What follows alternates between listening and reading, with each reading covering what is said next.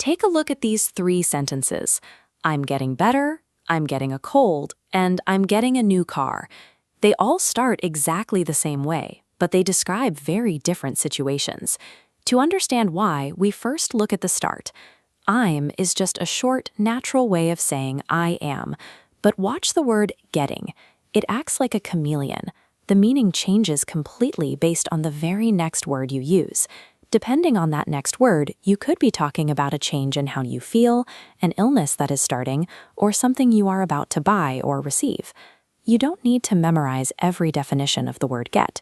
By learning to spot three simple patterns, you can use this one phrase in many different everyday conversations. Our first pattern, I'm getting with a describing word, means I am becoming. If you feel healthy now, say, I'm getting better. Starting to feel sleepy, I'm getting tired. Preparing for work, I'm getting ready. Or for improving skills, I'm getting good at reading. Anytime you want to talk about a change happening inside you right now, this first pattern is the one to use. Second pattern, pair I'm getting with a sickness or physical pain, and it means I am starting to have that problem. If your throat feels sore, say, I'm getting a cold.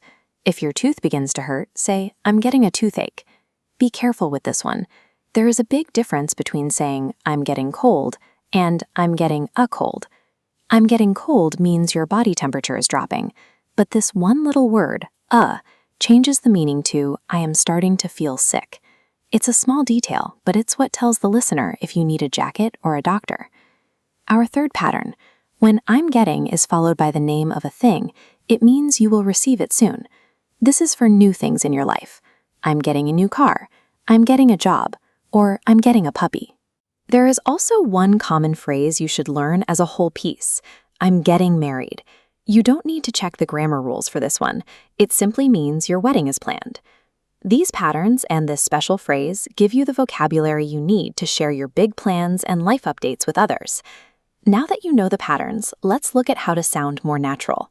A common mistake is saying, I'm get tired. Because the change is happening right now, the word after I'm always needs to be getting with that ing at the end. I'm getting tired. Also, remember the little words that connect your ideas. We say, I'm getting ready for bed, and I'm getting good at reading.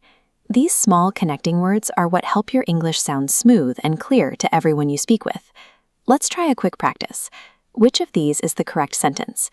A, I'm get better, or B, I'm getting better. The answer is B, I'm getting better.